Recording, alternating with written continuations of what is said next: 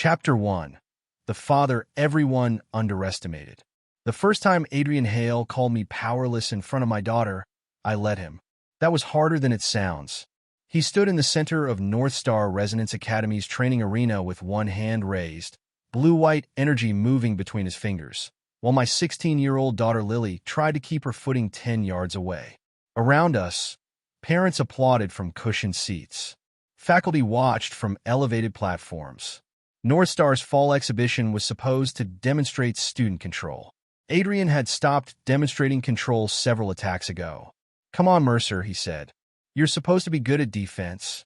Lily's jaw tightened. I saw it from the fourth row. She hated giving people the satisfaction of seeing they had gotten to her. Unfortunately, she got that from me. The instructor raised a hand. "Adrian, reduce output." He nodded. Then he attacked harder. A compressed resonance pulse crossed the arena and hit Lily's defensive field. Her translucent barrier bent inward. She slid half a step before catching herself. People around me murmured. I didn't move. My right thumb rested against the black steel ring on my left hand.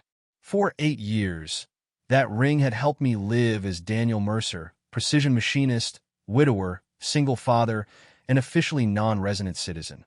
North Star's record said I had no ability. Lily believed the same thing. I intended to keep it that way. Adrian rotated his shoulder before his next attack. That small movement bothered me more than the strength of the blast. It wasn't school technique. It was professional sequencing: load, anchor, release, recover. Someone had trained him to maximize pressure without appearing uncontrolled. His father could afford excellent instructors. Victor Hale could afford almost anything. "Enough," the instructor warned. Lily lowered her shield slightly. Adrian smiled. "Maybe your dad can repair it if I break it." A few students laughed. Lily looked toward me. I gave her the smallest shake of my head. "Don't react." She understood. That mattered more to me than the laughter. Adrian fired once more. Lily absorbed the strike without returning one. The pulse traveled into an overhead training frame already stressed by the earlier impacts. A mounting bracket snapped. A 400-pound targeting drone dropped from the ceiling. Someone screamed. The emergency cable caught for half a second, slipped, and the drone swung toward the lower seats. Toward 2 parents and a little boy who had frozen instead of running. I had less than a second. I didn't stand. I didn't raise my hands. I simply let the ring loosen my suppression by the smallest amount and reached into the moving force around the drone. Momentum had direction. Direction could be persuaded. The drone's swing shifted 6 inches. That was all I needed. 6 inches was the difference between the emergency cable missing its guide rail and catching it. Metal snapped tight. The drone stopped 3 feet above the seats. People gasped, then applauded the Academy's safety system. I tightened my fist around the ring. A pressure headache formed behind my left eye. Tiny use. Tiny consequence. That was the agreement I had made with myself years earlier. Lily looked toward the drone, then toward me. For a second I wondered if she had felt something. Adrian apparently hadn't. He laughed as attendants secured the equipment. "Guess you're lucky, Mercer. Your family's better with machines than resonance." He glanced directly at me. "Your dad fixes appliances or something, right?" "Precision fabrication," Lily said. "Same difference." She stared at him. I could see the answer building in her face. I stood before she gave it. "Good work, Lily." That was all. Not a threat. Not a warning. Not even Adrian's name. His smile faded a little anyway. I had learned a long time ago that men who expected anger were often unsettled by silence. The exhibition ended 20 minutes later. As everyone moved toward the exits, I glanced at one of the security panels mounted above the seating section. Its display was cycling through normal environmental readings. Temperature, structural vibration, resonance density. Then a red line flashed. Unidentified high-level event. My section number appeared beneath it. The warning disappeared almost immediately. Most people never saw it. I did. So did the man in the glass control booth. Rowan Pike, North Star security director, leaned closer to his monitor and looked down toward my row. I turned away before our eyes met. Outside, rain had started. Lily walked beside me toward the parking lot with her backpack over one shoulder. For almost a minute she said nothing. Then, "I hate that." "What?" You know what? I kept walking. She stopped. Dad. I turned. Her eyes were angry, but not really at Adrian. People look at me like I'm supposed to be embarrassed because you don't have resonance. I'm not embarrassed. I am. The word landed harder than Adrian's insults had. Lily immediately looked guilty. I didn't mean you. I meant, I hate how they treat you. And then they treat me like I'm supposed to prove something because of it. I understood exactly what she meant. I also knew the truth would change every part of her life. I could have told her right there. I could have said that I wasn't powerless, that the government once classified the full extent of what I could do, that people who knew my operational name had spent years either fearing me, studying me, or trying to control me. Instead, I put my hand on her shoulder. You never have to prove anything because of me. She looked unconvinced. The next morning, Northstar sent an email requiring every student involved in the exhibition to undergo a new Hale-sponsored diagnostic assessment. And the first name I saw at the bottom of the authorization paperwork was Victor Hale. Chapter 2. The test I didn't want her to take. Lily slid the tablet across our kitchen table while I was still drinking coffee. I have to sign by tonight. I read the notice twice. The first page looked ordinary. Safety evaluation, baseline resonance measurement, post-incident verification. The third page did not. They want extended biometric retention. Lily tore a piece of toast in half. They already have my school medical records. This is different. How? I pointed to the language. They can retain derivative diagnostic patterns for research. She stared at the paragraph. It says anonymized. It says they may anonymize it. Not that they have to. She leaned back. Dad, if I refuse after what happened yesterday, everyone's going to think I'm hiding something. I don't care what everyone thinks. I do. That answer was simple enough to hurt. Northstar was important to Lily. She had earned a 70% merit scholarship to attend one of the best resonance academies in the state. I repaired industrial control boards and precision components for a living. We were comfortable, but Northstar without that scholarship was beyond us. At least, that was what Lily believed.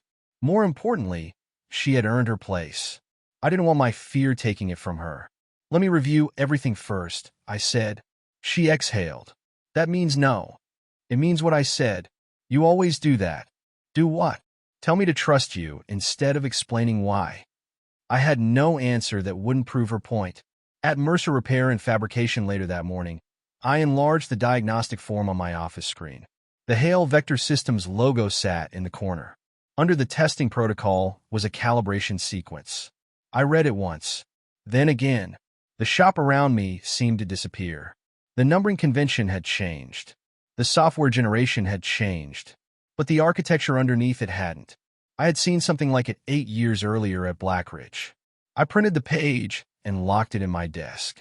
That afternoon, the mail brought an envelope from the Mercer Family Patent Trust. I recognized Noah Park's firm listed on the return documentation. Annual statement. I hadn't opened one in years. Mara had handled almost everything related to her intellectual property before she died. Afterward, I had let attorneys preserve the trust while I focused on Lily. I placed the envelope beside the printed Hale protocol and locked both away. 2 days later, I went with Lily to Northstar. Victor Hale stood on the auditorium stage. He was 45 now. His hair had more gray at the temples than I remembered, and the expensive suit fit him better than the federal tactical gear he used to wear. He sounded exactly the same, calm, reasonable, certain. Hale Vector Systems believes young resonants deserve the safest development environment possible, he told the parents. Talent without proper support can become a burden. Our job is to make sure it becomes an opportunity. People applauded. I stayed in the back. Victor didn't see me. Not yet. Northstar Diagnostics Director Dr. Maya Beck supervised Lily's first scan. Baseline only, she said. Nothing active. Lily entered the circular platform. Her readings appeared across the wall display. Moderate output. Stable pulse. No irregularities. Exactly what years of medical evaluations had shown. Then Rowan Pike entered the control area carrying a slim black module. What's that? Beck asked. Hale calibration update. I wasn't told we were installing one. Board authorization. He handed it to a technician. The moment the module connected, Lily's numbers climbed. Not gradually. They jumped. 43%. 61. 78. Lily's shoulders stiffened. Dad, I was already moving. Beck reached the console first. Terminate. The technician hesitated. Terminate the scan now. The platform powered down. Lily stepped off, pale but steady. I kept my eyes on Pike. He removed the calibration module before Beck could reach it. Equipment error, he said. Give me the unit, Beck replied. I need to log it with security. That was connected to my diagnostic system, and I'm responsible for facility security. They stared at each other. Pike left with the module. I wanted to follow him. Instead, I went to Lily. You okay? Headache. Any numbness? No. Vision. Dad, I'm fine. She wasn't fine, but she wasn't injured. That was enough for the moment. Then I felt someone watching me. Across the observation room, Victor stood beside two North Star administrators. His expression changed slowly. Recognition first, disbelief second, something colder after that. For 8 years, I had managed to live in the same region without crossing his path. Apparently, Port Meridian had finally become too small. My phone vibrated before I reached the exit. Unknown number. The message contained only 11 words. We need to talk before you leave. Private board office. Victor. Chapter 3. The friend who should have stayed in my past. Victor's office overlooked North Star's central courtyard. The moment the door closed, his public smile disappeared. Daniel Mercer. I stayed near the door. You sound surprised. I am. He studied me. You stayed in Port Meridian? I had no reason to leave. You had every reason to leave. I said nothing. Victor walked behind his desk, but didn't sit. His eyes moved to my left hand, to the black steel ring. Does it still work? I kept my face neutral. That isn't your concern, so you can still. Don't. He stopped. For years, I had imagined what I might say if I ever faced Victor again. None of those imaginary conversations had included my daughter being tested in the same building. That changed everything. He folded his arms. Does Lily know? Know what? What her father used to be. I looked at him. Victor gave a humorless smile. You always did that. Answer a question by making the other person uncomfortable enough to withdraw it. You didn't withdraw yours. No. He leaned against the desk. Does she know her father commanded Sentinel field teams? Does she know people used to clear entire operational zones when Anchor Zero was deployed?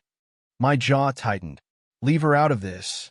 I'm not the one who gave her that Resonance signature. The old anger rose fast. I forced it down. Victor noticed. He had always been good at noticing. We met in federal service in 2010. Back then, Victor had been brilliant, ambitious, and still capable of admitting when he was wrong. We became friends because our weaknesses fit together. He planned for every variable except human panic. I understood human panic better than I understood paperwork. He trusted my instincts. I trusted his numbers. He stood beside me when I married Mara in 2011. He held Lily when she was a baby. 8 years later, at Blackridge, I heard alarms screaming while Mara was trapped behind a failing containment section. I remembered steel bending, heat, the reactor chamber breaking apart. I remembered extending vector dominion until my vision turned white, holding thousands of pounds of collapsing equipment long enough to keep the facility from becoming a crater. And I remembered Victor's name on the report afterward. Uncontrolled Apex Resonance Event. Operational Responsibility. Commander Daniel Mercer. You signed it, I said. Victor's face tightened. We've had this argument. No. You signed something. Then I disappeared. We never had the argument. You destabilized the chamber. I kept it standing. After your power interacted with a system we didn't fully understand. My wife died in that system. His voice softened. I know. That nearly made me angrier. After Mara died, strangers started appearing near Lily's preschool. Unmarked vehicles outside our home. Requests for genetic screening that no pediatrician had ordered. Elena Ruiz helped me vanish from the operational world before curiosity became access. Victor knew that. I disappeared because people were watching my daughter. You disappeared because you knew what uncontrolled power costs. There it is. What? The sermon. Victor's eyes hardened. You think restraint solves everything because restraint comes naturally to you. It doesn't come naturally to everyone. He walked toward the window. People like Lily need structure, assessment, technology that can stabilize what they carry. Lily needs to go to school. She may need more than school. I stepped closer.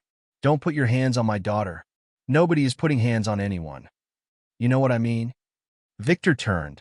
If her potential is what today's reading suggests, ignoring it would be irresponsible. Hale has medical resources North Star doesn't. Specialists. Controlled facilities. There was the offer.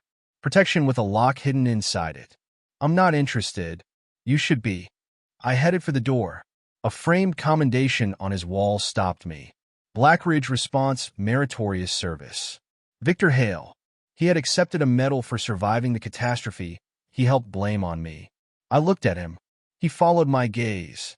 Neither of us spoke. When I got home, Lily was at the kitchen table with Victor's corporate profile open on her laptop. You knew him. It wasn't a question. Yes. How? We worked together. At Hale? No. She waited. Federal service. Her eyes narrowed. You worked for the government? For a while. And Mom? My throat tightened. She worked on federal projects too. Blackridge. I looked at the screen. She had already found the public record. Blackridge Resonance Research Station. July 14, 2019. Multiple casualties.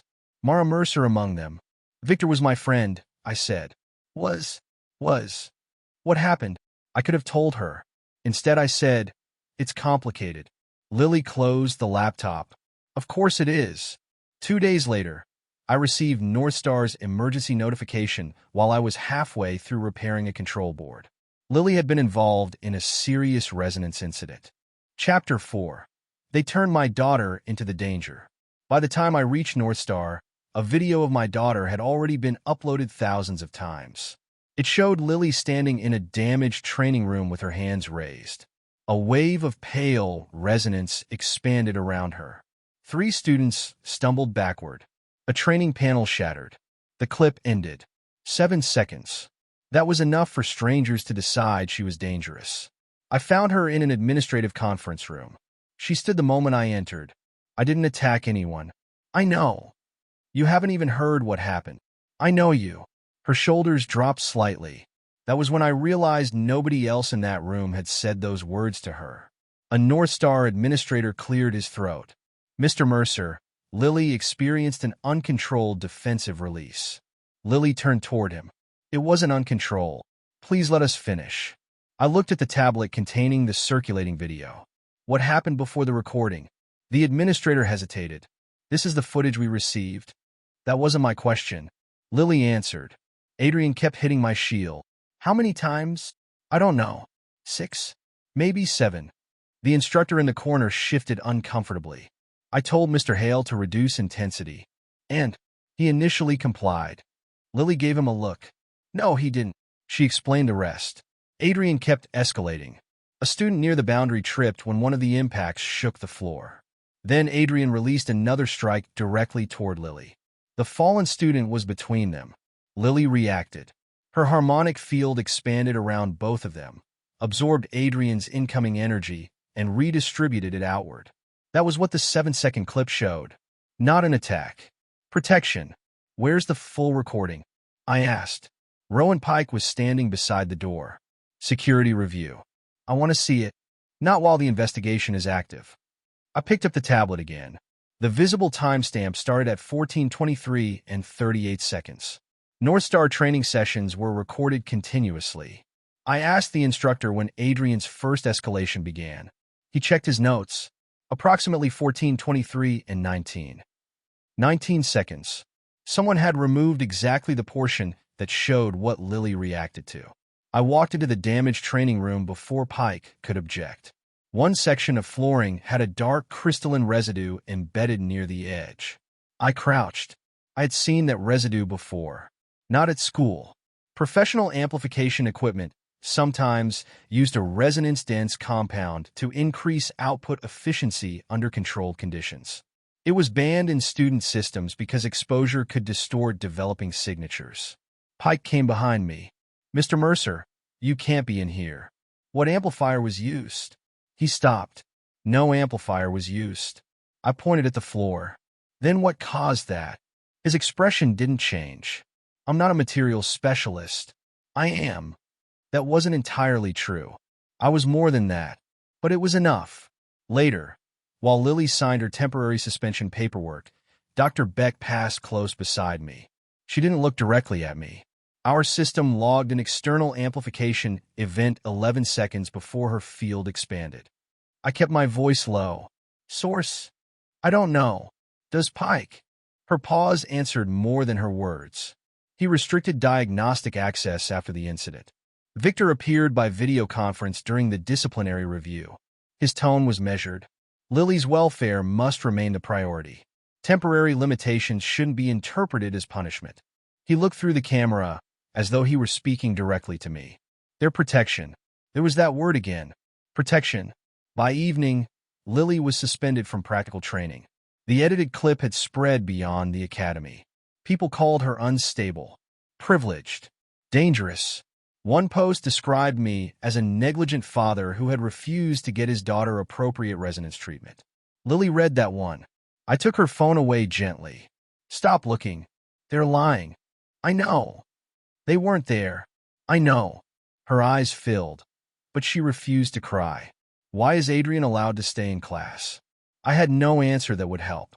The next morning, a formal notice arrived. North Star, together with a Federal Resonance Authority liaison, was seeking compulsory evaluation of Lily Mercer. At that point, I stopped believing we were dealing with school politics. Someone was building a case, and my daughter was the evidence they intended to manufacture. Chapter 5. The Price They Put on My Daughter. I called Noah Park before breakfast. He answered on the third ring. Daniel, I need a lawyer. There was a pause. With you. Those words usually mean the problem started 3 days ago. 8 years ago. That got his attention. Noah had been federal counsel during my classified retirement arrangement. He knew enough about Blackridge to understand why I had disappeared, but not enough to prove what happened. I sent him the petition. He called back 20 minutes later. This is aggressive.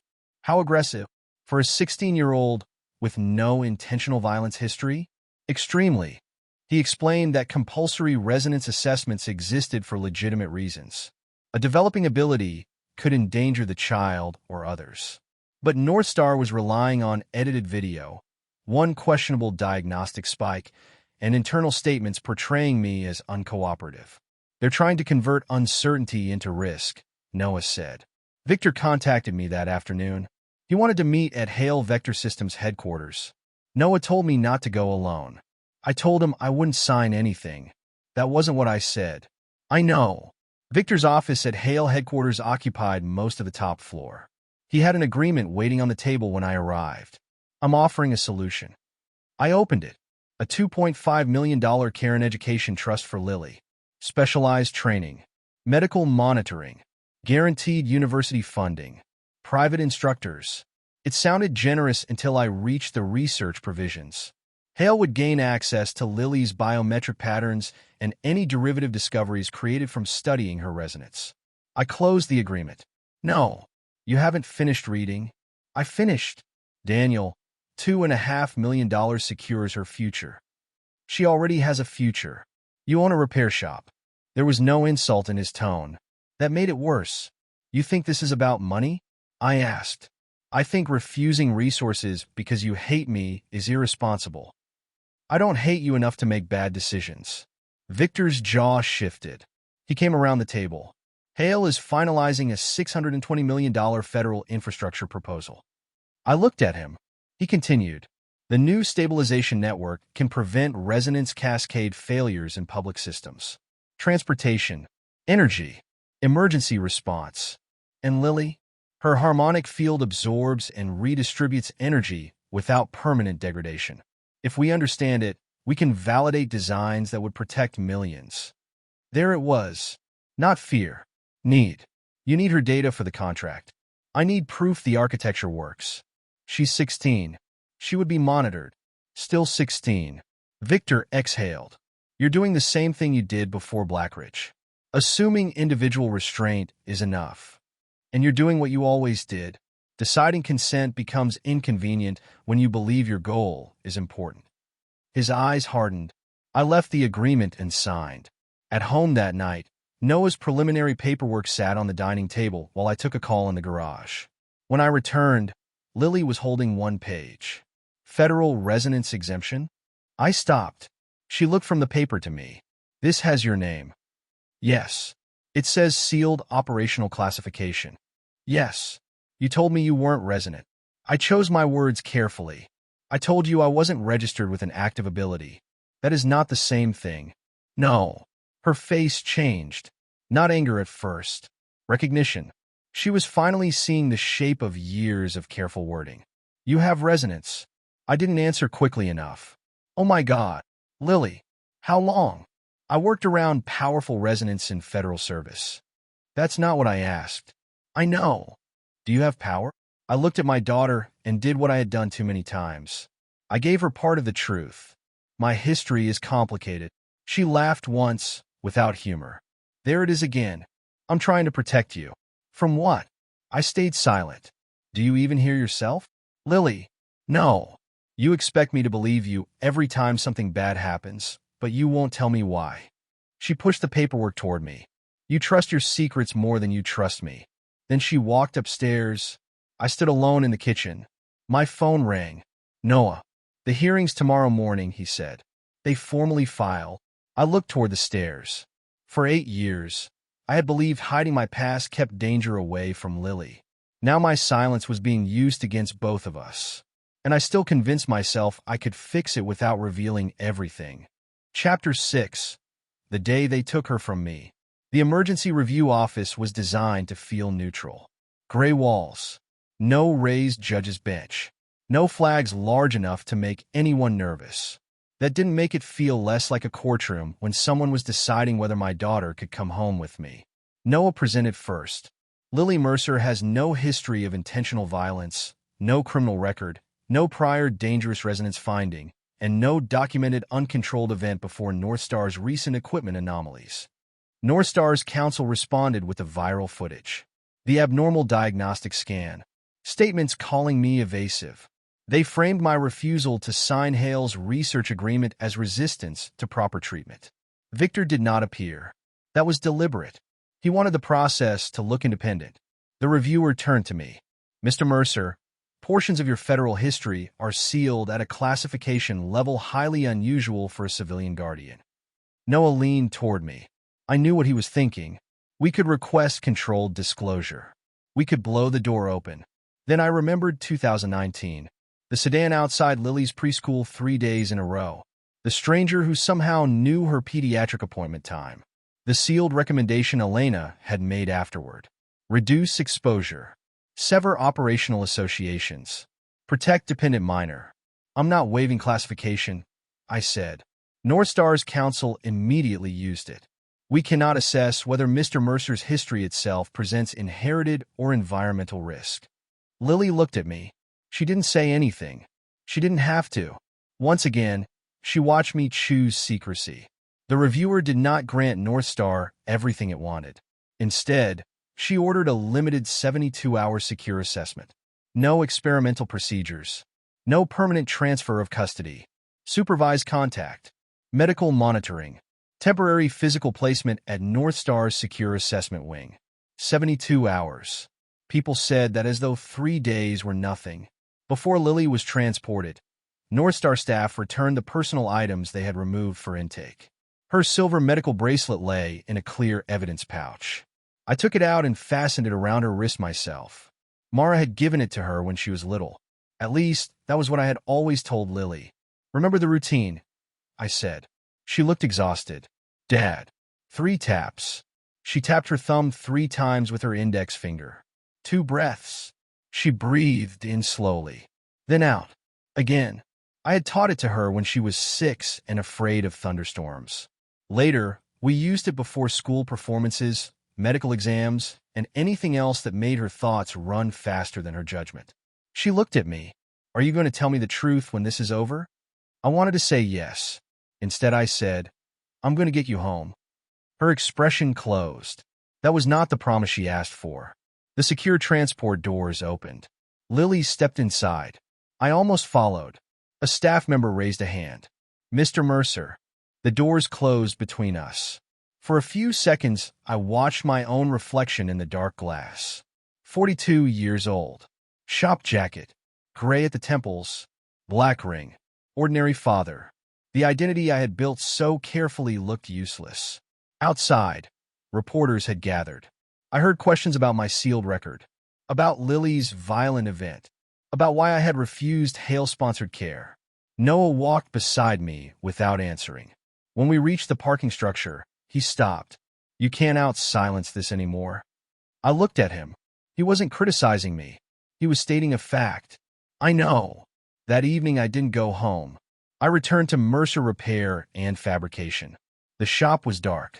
I locked the door behind me and went into the rear workroom. Behind a cabinet was a steel safe I had not opened in years. I entered the code. The doors swung outward. Inside were the pieces of a life I had spent 8 years pretending I no longer owned. And for the first time since Mara died, I took them out. Chapter 7. What Mara Left Behind. My old Sentinel Command badge was heavier than I remembered. I placed it beside Mara's notebooks, sealed reports, and an obsolete diagnostic reader on the workbench.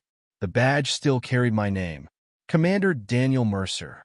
Below, it was a designation most people had never connected to me. Anchor 0. I called Elena Ruiz.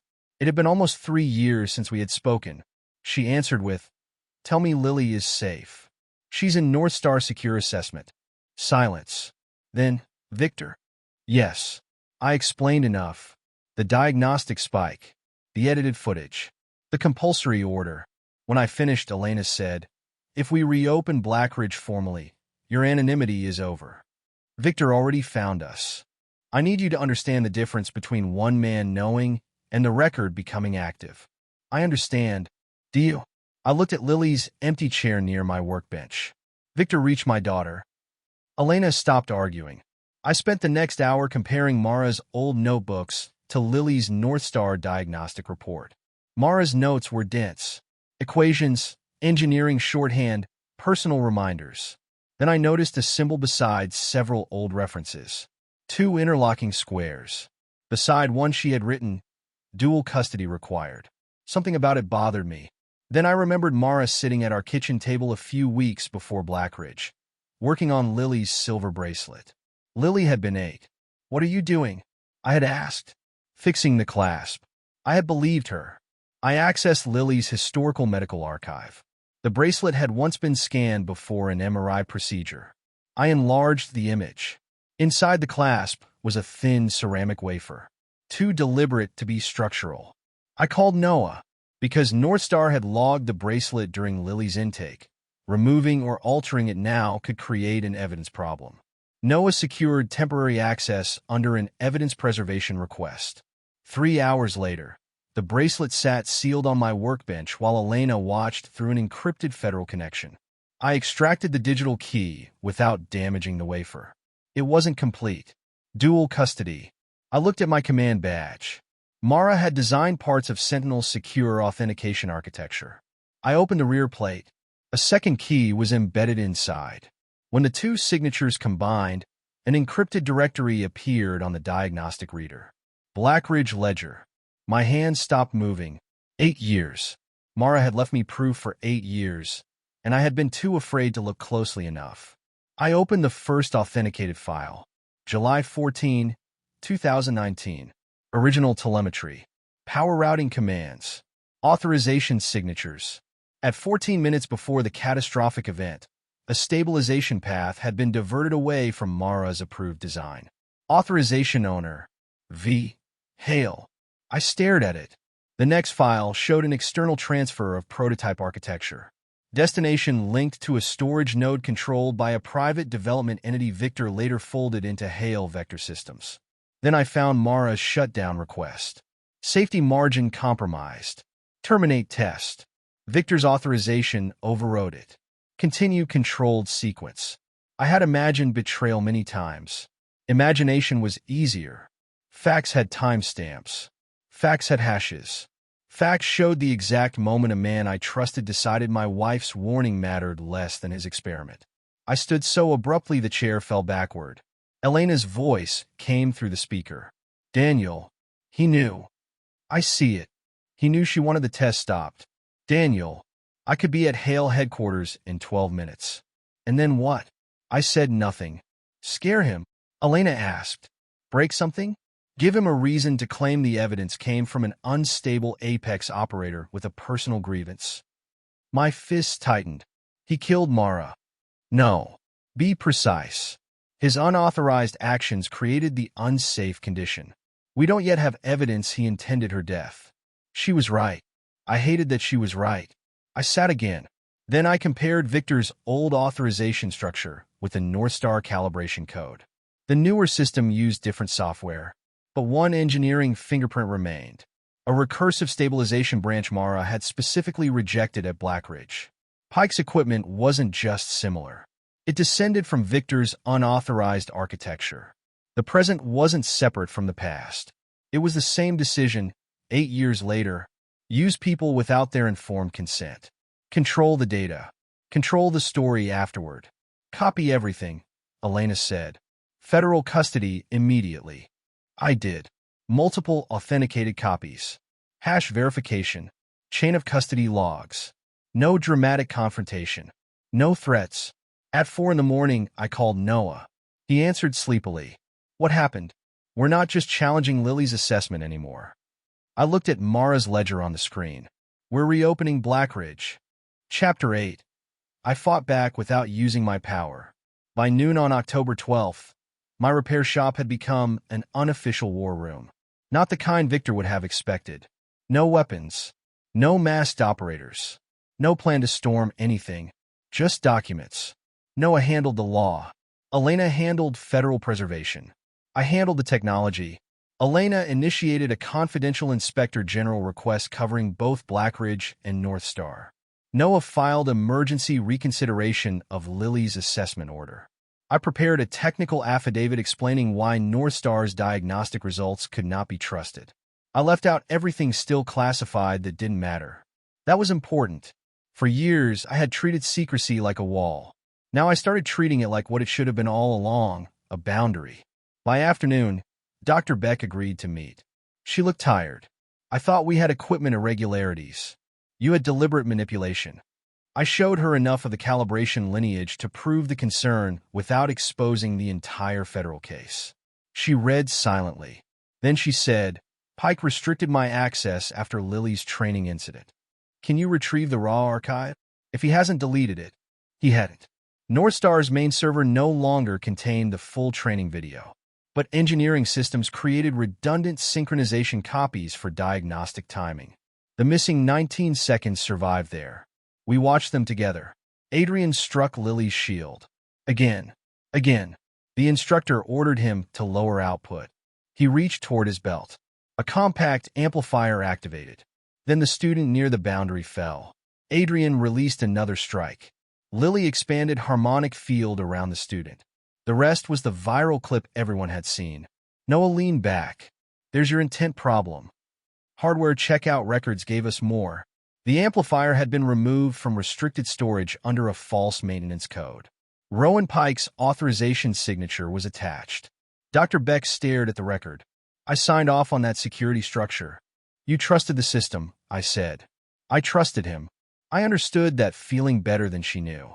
That evening, I finally opened the patent trust envelope from my desk. Noah read through Mara's original license agreements. Halfway through, he stopped.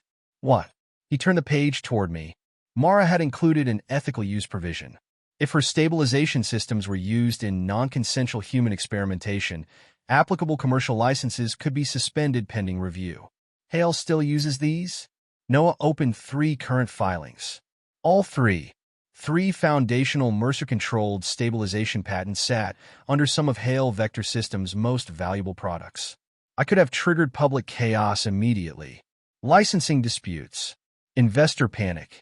Contract questions. Victor would have felt it before breakfast. Noah saw my expression. Don't. I didn't say anything. You didn't have to. He was right again.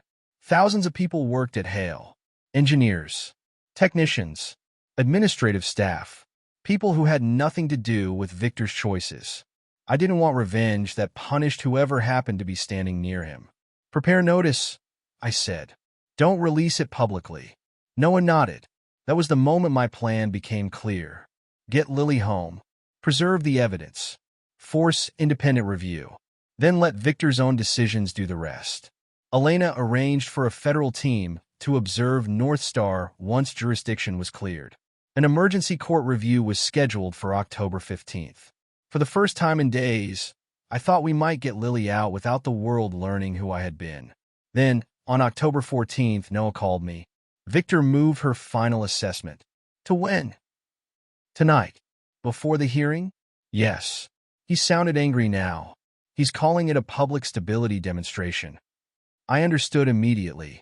Victor knew time was closing around him, even if he didn't know why. He wanted Lily's data before anyone could stop him. Chapter 9. Victor thought he had already won. North Star turned Lily's assessment into an event. Hale executives attended. Donors attended. Several government observers came because Victor framed the demonstration as proof of next-generation youth safety technology. Noah challenged the accelerated schedule. The problem was procedural. The original assessment order allowed supervised testing during the 72-hour window. Moving the final test forward violated the spirit of the pending review, but not clearly enough to stop it instantly. Victor knew exactly where the gray line was. He always had. I was allowed 15 supervised minutes with Lily before the demonstration. She sat across from me in a small consultation room. She looked exhausted. Not injured. Exhausted. They keep increasing it, she said. What? The test levels. Every time I handle one, they say they need another baseline. Any pain? Headaches? Tell them no. They say if I refuse, it proves I'm unstable. I close my eyes for a second. There are moments when a lie stops protecting someone and simply becomes another burden they have to carry. I had reached mine. Lily. She looked at me. I have resonance. She didn't move. I've had it since before you were born. Her face went blank. How much? Enough that I spent 8 years making sure nobody detected it. Why? Because people who knew what I could do also knew you existed. So you lied. Yes. I didn't soften it. She deserved better than another carefully worded escape. I'll explain all of it. Your mom. Blackridge. Victor. Everything. But not in the 10 minutes they've given us. Her eyes were wet now. You promise? Yes. I leaned forward. And until then, listen to me. You do not have to prove your power to anyone in that room. If the test feels wrong, stop. They don't listen. Then you stop anyway. A staff member knocked. 5 minutes. I touched my thumb. 3 taps. Lily stared at me. Then she tapped her thumb 3 times. 2 breaths, I said. She did them. When I left the secure area, Adrian was waiting near the corridor. He looked different without the confidence he wore around other students. Mr. Mercer. I kept walking. Wait. I stopped. His hands were shaking. My dad told me to push her. I looked at him. What? He said Lily was suppressing something. He told me to keep increasing pressure until the system recorded a real spike. How many times? Since the exhibition. Did he tell you to use the amplifier? Adrian looked down. Pike gave it to me. You still used it? Yes. Good. No excuse. No pretending he had been helpless. Then he said, Tonight is worse. My attention sharpened. What does that mean? I heard Pike talking about red zone output. He said they only need it for a few seconds. Student testing never required red zone exposure. Do you have your father's messages? Adrian touched his phone. Yes. Don't delete anything. I called Elena immediately. She was already moving toward North Star with federal investigators. We need jurisdiction confirmed, she said. Minutes, Daniel. Not hours. I don't think we have minutes. Do not initiate force unless there is imminent danger. I know. I entered the demonstration hall. Victor stood near the front speaking with donors. When he saw me, he looked almost relieved. He thought the process had finally beaten me. I took a seat near the assessment floor. Lily entered the chamber. Pike stood at the control station. The test began at approved levels. Then I saw his hand move. One safety lock went dark. Then another. I stood. Pike. He looked at me. His finger touched the manual override. The chamber activated before I could reach Lily. Chapter 10. The moment I stopped hiding. The first surge bent the chamber light around Lily. She looked toward me immediately. Something was wrong. The output display climbed through approved limits and kept going. "Shut it down," Dr. Beck ordered. A technician reached for the control. Victor stepped closer. "Complete the sequence." Beck turned on him. "This is beyond authorization. We need 10 seconds. You don't have 10 seconds. Pike hit another override. Lily's harmonic field appeared around her. Normally, her ability absorbed incoming resonance and redistributed it along the lowest resistance path. The hail emitters had been configured differently. Energy hit Lily's field. Reflected. Returned to the emitters. Reflected again. A closed loop. Each pass grew less stable. Warning lights turned red. People in the front rows started standing. "Terminate," Beck shouted. Pike's hands stayed on the controls. I moved toward the chamber. 2 security officers blocked me. "Step back, Mr. Mercer. My daughter is in there." The system is controlled. A panel exploded above them. Metal fragments struck the chamber wall. People screamed. Inside, Lily started to panic. I saw her right hand close. 3 taps. 1, 2, 3. Then she breathed. Slow. Again. She was doing her part. I looked at the output pattern. Another 4 seconds, and the emitter loop would rupture outward. Elena would not arrive in 4 seconds. The court would not help in 4 seconds. Evidence would not shield the student sitting behind me. For 8 years, I had asked myself what would make revealing my power worth the risk. The answer was standing inside that chamber. I pulled Mara's black steel ring off my finger. The effect was immediate. Northstar's sensors shrieked. Every resonance display in the hall spiked beyond its normal scale. The security officers turned toward me. One whispered, "What the hell?" I extended vector dominion. 18 meters. That was my reliable radius. Every moving force inside it became information. Direction, mass, velocity, resonance pressure. I didn't create strength. I controlled where strength went. The emitter loop ruptured. Shattered equipment burst outward. I stopped it. Glass fragments, metal brackets, sections of housing. Everything froze in the air. Not metaphorically. Hundreds of moving objects lost forward momentum at once. People stared upward. I redirected the debris to the floor. Then I caught the resonance cascade. That was harder. Energy had no convenient handle. It came as pressure across every nerve in my body. My vision narrowed. I pushed the surge upward toward Northstar's insulated emergency discharge panels. 3 panels blew, but the audience remained untouched. One security officer panicked and fired a restraint projectile. I stopped it 6 feet from my chest. Another followed. I stopped that too. "Don't," I said. They didn't fire again. I opened a corridor through the destabilized field and walked toward Lily. People moved away from me. Some of the older faculty weren't looking confused anymore. They were looking afraid. One government observer said the name quietly. "Anchor 0. Victor heard him. His face changed. For the first time since I had seen him again, Victor Hale had no prepared answer. I reached the chamber. Lily's harmonic field was still fighting the incoming energy. "Look at me." Her eyes found mine. "Don't push it away." "What?" "Let me take the direction. You control the absorption." She nodded. We worked together. Her field absorbed. My dominion redirected. For several seconds, the energy between us stabilized into something almost smooth. Then the final emitter shut down. Silence followed.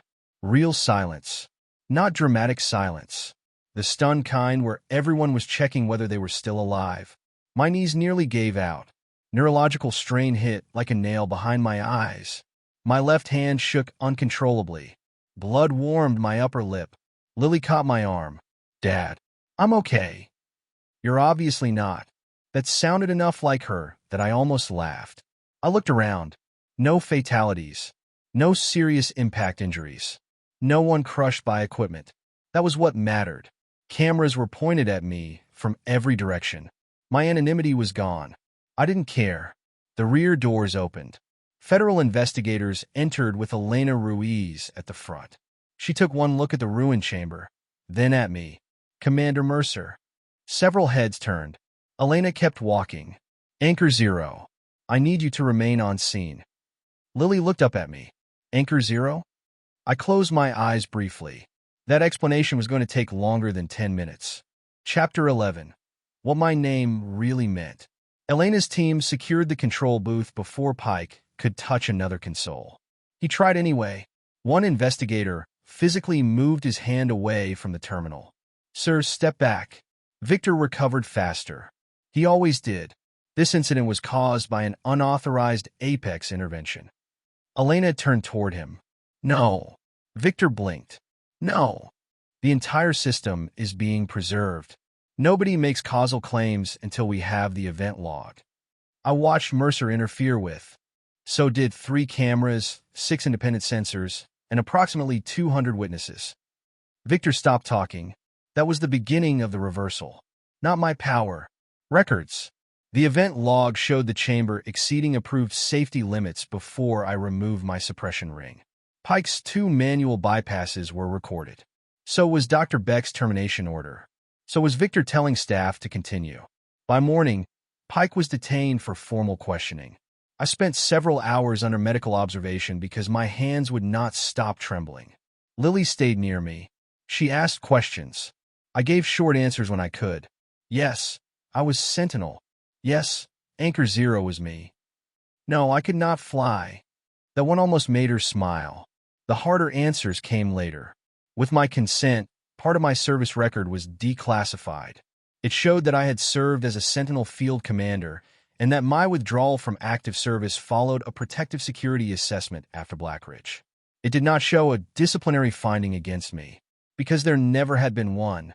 Elena spoke carefully when reporters gathered outside the regional FRA office. Commander Mercer was not found responsible for intentionally causing the Blackridge incident. Elements of that event are now under renewed federal investigation. Victor's heroic version of history started cracking. Then Mara's ledger entered the official case. Federal engineers independently verified the timestamps, the dual-key authentication, the original telemetry, Victor's authorization hash. Dr. Beck turned over North Star's raw diagnostics. The manipulated calibration sequences matched the engineering branch we had traced back to Blackridge. Noah handled the corporate side. He served Hale Vector Systems with formal notice that its licenses to 3 Mercer-controlled stabilization patents were suspended under Mara's ethical use clause pending adjudication. Hale's board convened an emergency meeting. Within hours, federal officials placed the $620 million infrastructure award on administrative hold. Victor found me in an FRA conference room before investigators separated us. You're destroying the company. No. I was exhausted enough that my voice barely rose above normal. You build a company on technology you weren't entitled to use this way. Thousands of employees depend on Hale. That's why I didn't publish the patent notice. He stared at me. He finally understood. I had possessed leverage before the demonstration. I had chosen procedure. My power had saved lives. It had not created his downfall. He had done that himself. Adrian arrived with an attorney and turned over his phone. The messages were there. His father instructing him to increase pressure on Lily, to force measurable output, to cooperate with Pike. Adrian also signed a statement admitting he had used the amplifier. By October 16th, Lily's assessment order was terminated. Not reduced. Terminated. No basis remained for secure placement. We left the FRA building together. Outside, dozens of reporters waited behind barriers. A week earlier, they had called me secretive and irresponsible. Now some were shouting questions about Anchor 0. I ignored them. Lily and I reached the car. Before she got in, she looked at me. I'm glad you saved everyone. But, she looked toward the reporters. But you still lied to me for 8 years. She was right. Clearing my name did not clear that debt. Behind us, Victor was escorted to another vehicle for formal questioning. His board had suspended his executive authority. He was not convicted. Not yet. Before prosecutors made charging decisions, he requested one monitored conversation with me. I agreed. Not because I wanted a deal, because there was one question I had carried since Blackridge. Why? Chapter 12. He called it protection. Victor looked older without the office around him. We met at the FRA interview facility. Two investigators monitored the conversation through glass. I sat across from the man who had once stood beside me at my wedding. He spoke first. Mara was right. I waited. About the safety margin. Hearing him say it produced less satisfaction than I expected. I diverted the architecture, he continued. We had investors ready to fund deployment. Federal review would have taken years. So you bypassed it. I accelerated it. You overrode Mara's shutdown. Yes. He looked down. I believed the containment system could compensate. It didn't. No. He finally met my eyes. I did not intend for Mara to die. I know. He seemed surprised. The evidence doesn't show murder, Victor. It shows arrogance. His mouth tightened. He explained himself anyway. Resonance levels have been increasing across the population. More powerful children. More unstable first manifestations. Victor believed society could not rely on every powerful person choosing restraint. He looked at me and said, "You were always the exception." To what? You could stop a building from collapsing and then walk away when ordered. You could hold enough force to kill everyone in a room and still care about procedure. That bothered you? It terrified me. He leaned forward. What happens when the next Anchor Zero doesn't have your discipline? So you built systems to control them. I built systems to protect everyone else. And Lily? His pause answered first. Her field could have changed stabilization technology.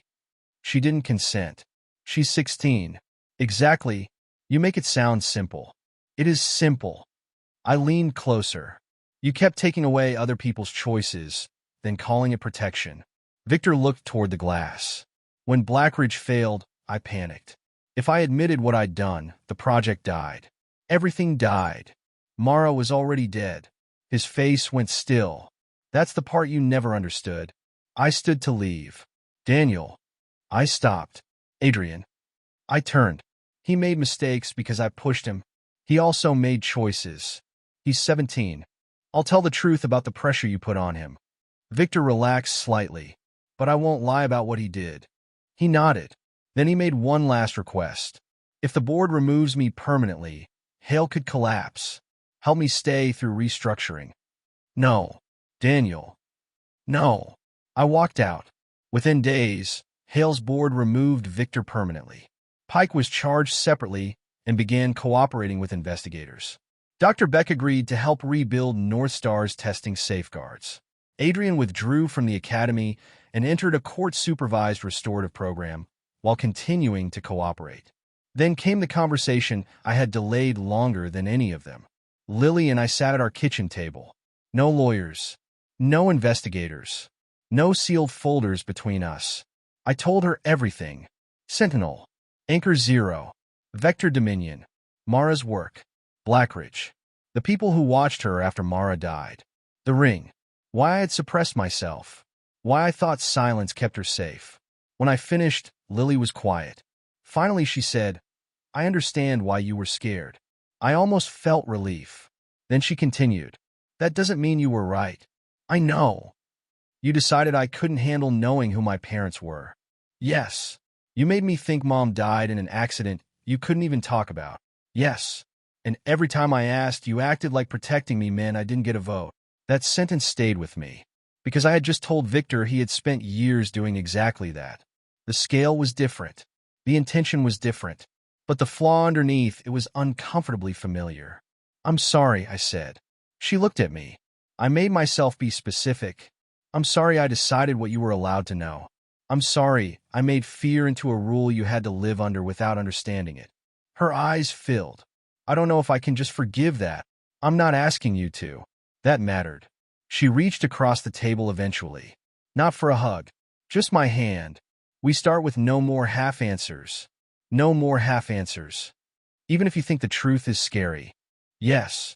She looked at me carefully. "Can you really stop bullets? Projectiles? Under the right conditions?" She groaned. That was almost a half answer. For the first time in weeks, we both laughed. Trust didn't return in one conversation.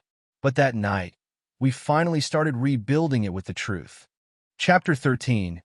The power I finally chose for myself. Victor's removal didn't repair everything overnight. Real consequences move slower than headlines.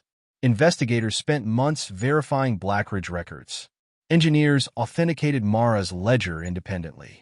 Prosecutors compared Victor's authorization history with Pike's testimony, North Star's logs, Adrian's messages, and financial records tied to Hale's early development. Victor eventually accepted a federal plea. By then, the evidence no longer depended on his admissions. He faced charges connected to evidence tampering, conspiracy, unlawful human experimentation, reckless endangerment, fraud, and obstruction. He received an 8-year federal sentence. The man who had spent years presenting himself as the responsible face of Resonants safety lost the reputation he had built around that image. I didn't celebrate when the sentence came down. I didn't feel sorry for him either. Justice was quieter than revenge fantasies. Mostly it felt final. Hale Vector Systems survived. That mattered to me. Its independent board negotiated replacement licensing terms with the Mercer Family Patent Trust. After audits and settlement negotiations, Hale paid $14.6 million in withheld royalties and settlement funds connected to improper use of Mara's work. Reporters immediately treated it like I had won a fortune. I never saw it that way. That money existed because Mara's work had been exploited. A large portion funded the Mara Mercer Resonance Safety Foundation, independent youth testing, consent protections, external review standards, clear separation between education and commercial research. Enough remained in Lily's protected trust to secure her education and long-term future. The $620 million federal contract was eventually rebid under tighter oversight. Hale's new management was allowed to compete. No special punishment. No special protection. North Star changed too. Pike was gone. The board was restructured. Testing decisions could no longer be controlled by a single corporate sponsor. Dr. Beck took charge of the new independent safety program. Adrian stayed out of North Star.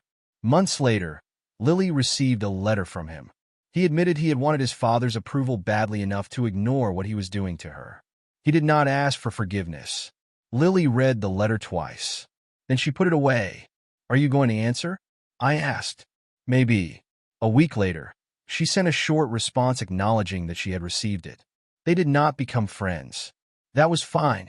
Not every apology needed to restore the relationship it came after.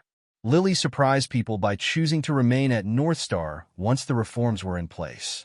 I asked whether she was sure. She gave me a look. "You realize that question sounds different now, right?" I smiled. "Tell me what you want. I earned my place there. Victor doesn't get to take it from me." So she stayed. Her harmonic field training changed. No more pushing for maximum output just to measure a number. She focused on rescue applications, absorption, controlled redistribution, protecting other people without losing herself inside the force she carried. In other words, she became very much like her mother. My life changed in stranger ways. Once my identity became public, people started showing up at Mercer repair and fabrication for reasons that had nothing to do with broken equipment. Some wanted interviews. Some wanted jobs. A few wanted photographs. One man asked if I could stop his truck from rolling downhill as a demonstration. I told him to repair his parking brake. Eventually, the attention eased. I reopened the shop. I like working with my hands. Machines were honest about what was wrong with them. The Federal Resonance Authority asked whether I wanted to return to active service. I declined. I had spent enough of my life being deployed because I could do something other people could not. I did agree to limited consulting. A few days each month, I worked with young Resonants on precision and emergency control. The first lesson was never how much power they could produce. It was how little they could use and still solve the problem. That lesson had kept people alive at North Star. It had kept me human long before that. By June 21st, 2028, almost 8 months had passed since the exhibition where Adrian laughed at Lily for having a powerless father. Lily and I drove to Mara's memorial outside Port Meridian. The morning was cool and clear. I carried no Sentinel badge, no legal files, no evidence. The black steel suppression ring hung from a simple chain around my neck. Lily noticed it. "You ever going to wear it again?" "Probably not." "Then why keep it?" I touched the ring. "Your mom made it. That's sentimental." "I'm allowed." She smiled. We stood in front of Mara's name. For years, I had come there alone whenever possible. I had convinced myself keeping Lily away from certain pieces of the past protected her. Now she stood beside me knowing all of it. Mara's brilliance, Victor's betrayal, my failure to trust her with the truth, my power, my fear. None of it had driven her away. Lily placed flowers beneath the memorial. After a while, she said, "Mom would be mad at you." I looked at her. For what? The whole secret identity thing. I laughed softly. She usually was when I did something stupid. She also would have been proud. That one took me longer to answer. I hope so. We started walking back toward the car. Halfway there, Lily bumped my shoulder. "So if somebody drops another 400-pound drone near me, are you actually going to admit you caught it this time?" I looked at her. "You knew?" "No, but I figured it out after North Star." I shook my head. All those years of classified training. Wasted. Apparently, she smiled. 8 months earlier, I had sat in an arena and allowed people to think I was powerless because I believed hiding was the only way to keep my daughter safe. I understood the mistake differently now. Power had never been the thing I needed to hide from Lily. Fear was. I didn't need to become Anchor Zero again. I didn't need to pretend Daniel Mercer had never been him either. I could repair machines, teach kids, raise my daughter, carry Mara's ring without letting it control my choices.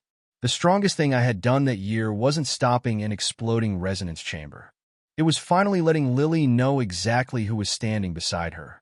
We drove home together that afternoon. For the first time in 8 years, I wasn't hiding from my past, and I wasn't trying to outrun the future. I was simply her father. And this time, she knew the whole man.